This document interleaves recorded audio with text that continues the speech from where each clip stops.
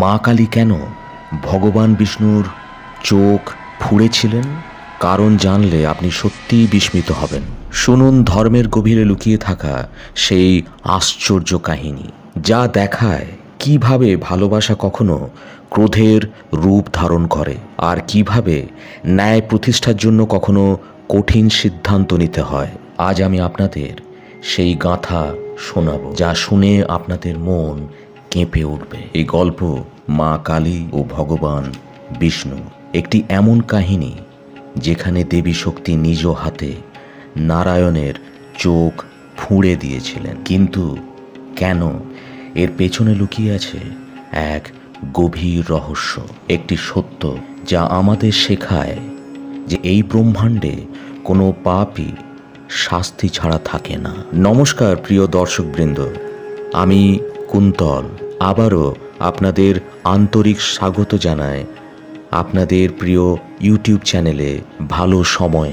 আজ আমরা এনেছি এক নতুন গল্প, এক নতুন ভিডিও, অত্যন্ত জ্ঞানবর্ধক ও অনুপ্রেরণাদায়ক এক কাহিনী। গল্প শুরু করার আগে একটি অনুরোধ।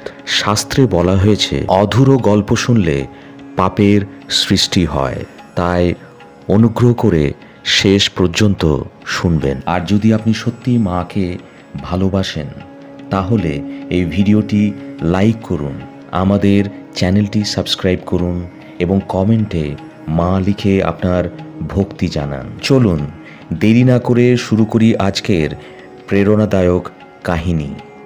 ভগবান বিষ্ণু, যিনি ক্ষীর সাগরে সায়ন করে থাকেন শেষনাগের ওপরে, তার হৃদয়ে সর্বদা ভরা থাকে মা লক্ষ্মীর প্রেম। কিন্তু জানেন কি মা লক্ষ্মী আসলে কে?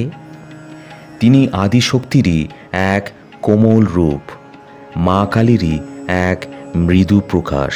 যখন সমুদ্র মন্থন হয়েছিল তখনই মা লক্ষ্মী উদ্ভূত হন, অপরূপ সৌন্দর্য ও দেবীও আভায় ভরা। দেবতা ও দানব সবাই উপস্থিত ছিলেন সেই স্বয়ংবর সভায়। সবাই চেয়েছিলেন মা লক্ষ্মী তাদের বর বাছুন, কিন্তু মা লক্ষ্মীর মন তো আগের থেকেই বিষ্ণুতে নিবিষ্ট ছিল। তিনি সকলকে উপেক্ষা করে বিষ্ণুর গলায় মালা দেন।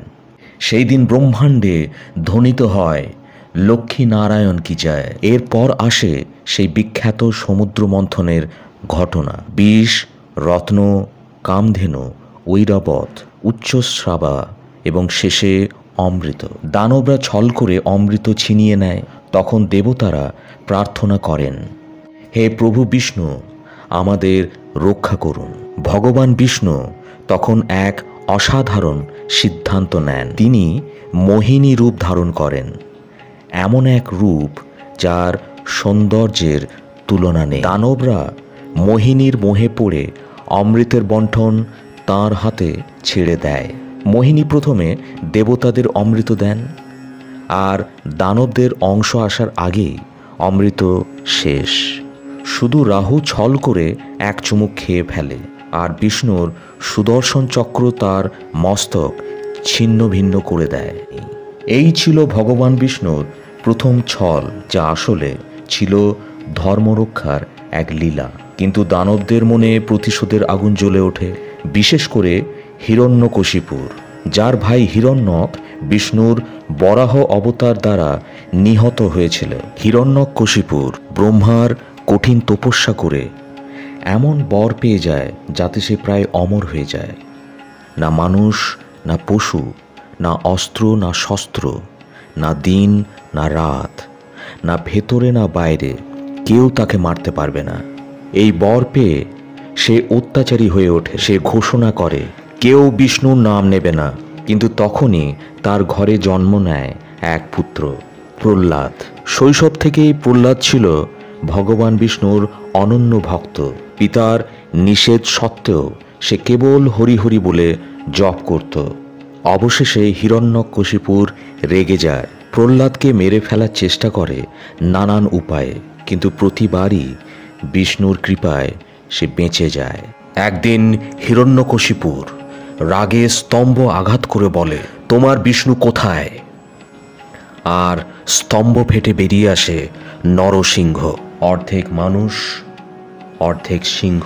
তিনি হিরণ্যকশিপুরকে নিজের উরুর ওপর ফেলে নখ দিয়ে বিদীর্ণ করেন। না অস্ত্র, না শস্ত্র, না দিন, না রাত, না ভেতরে, না বাইরে, সব শর্ত বজায় রেখে ধর্ম জয়ী হয়, অধর্ম নাশ হয়।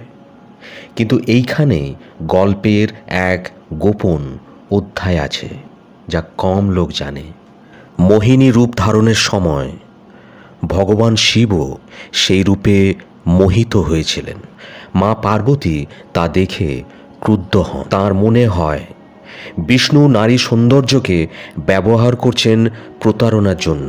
তিনি প্রতিজ্ঞা করেন একদিন তিনি বিষ্ণুকে এর শাস্তি দেবেন। সময় কেটে যায়। একদিন শিব পার্বতীর মধ্যে বিতণ্ডা হয়। শিব বলেন পুরুষই শ্রেষ্ঠ। এতে পার্বতী ক্রোধান্বিত হয়ে কালী রূপ ধারণ করেন। চোখ লাল, কেশ এলোমেলো, গলায় মুন্ডমালা, হাতে অস্ত্র। তিনি বলেন আজ আমি বিষ্ণুকে তার পাপের দণ্ড দেব। কালীমা তাণ্ডব করতে করতে ক্ষীর সাগরে পৌঁছন। বিষ্ণু তখন লক্ষ্মীর সাথে বিশ্রামে। কালীমা গর্জে ওঠেন, বিষ্ণু বেরিয়ে এসো। বিষ্ণু বিনীতভাবে অভ্যর্থনা জানিয়ে বলেন, মা কি অপরাধ করেছি? কালী বলেন, তুমি নারী রূপ নিয়ে নারীত্বের অপমান করেছ।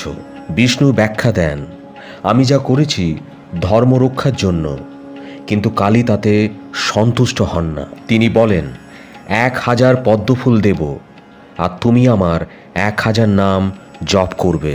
যদি সফল হও মুক্তি পাবে, না হলে শাস্তি। বিষ্ণু গ্রহণ করেন। তিনি এক এক করে 999 নাম উচ্চারণ করে ফুল উৎসর্গ করেন। শেষে এক ফুল কম থাকে, কারণ কালীমা চুপি চুপি একটি সরিয়ে রেখেছিলেন। তখন বিষ্ণু চিন্তা করেন, তার নাম কোমল লোচন, যার অর্থ কোমলের মতো চোখ। তিনি ভাবেন যদি ফুল নেই নিজের চোখই দান করি। তিনি নিজের আঙুল তীরের মতো করে চোখ উপড়ে নেন। রক্ত ঝরে, তবু মুখে কোনো কষ্ট নেই। তিনি বলেন ওং কোমল নয়ন কালী মাতে নম। এই দৃশ্য দেখে কালীমা বিস্মিত ও ক্রুদ্ধ হন। তিনি বলেন তুমি অভিনয় করছো, আর ক্রোধে নিজের আঙুল দিয়ে বিষ্ণুর অন্য চোখও ফুঁড়ে দেন। বিষ্ণু তখন অন্ধ হয়ে যান। মা লক্ষ্মী কেঁদে ওঠেন, দেবতা চিৎকার করে ওঠেন। তখন ব্রহ্মা ও শিব এসে কালীকে থামান। কালী বুঝতে পারেন তিনি ভুল করেছেন। বিষ্ণু তবু শান্ত নির্বিকার। কালী তাঁর পায়ে লুটিয়ে পড়ে ক্ষমা চান, প্রভু আমি ভয়ঙ্কর অন্যায় করেছি। বিষ্ণু বলেন মা আপনি তো বিশ্বজননী, সন্তানকে তিরস্কার করার অধিকার আপনারই। কালী কেঁদে বলেন না প্রভু, আমি আপনার চোখ ফিরিয়ে দেব। তিনি তাঁর শক্তিতে বিষ্ণুর দৃষ্টি ফিরিয়ে দেন। এরপর তিনি বলেন এই লীলা আসলে এক মহাজাগতিক উদ্দেশ্যে রচিত। ভবিষ্যতে আপনি যখন শ্রীকৃষ্ণ রূপে গীতা প্রচার করবেন, তখন আপনি বলবেন ভক্তি মানে সম্পূর্ণ আত্মসমর্পণ। সেই কথার সত্যতা প্রমাণের জন্য আজ আপনাকে তা বাস্তবে অনুভব করতে হয়েছে। বিষ্ণু হেসে বলেন মা আপনার লীলা অনন্ত। মা লক্ষ্মী বলেন আজ আমি সত্যিকারের ভক্তি দেখেছি। মা কালী বলেন আজ প্রেমের জয় হয়েছে ক্রোধের ওপর, অহংকারের ওপর।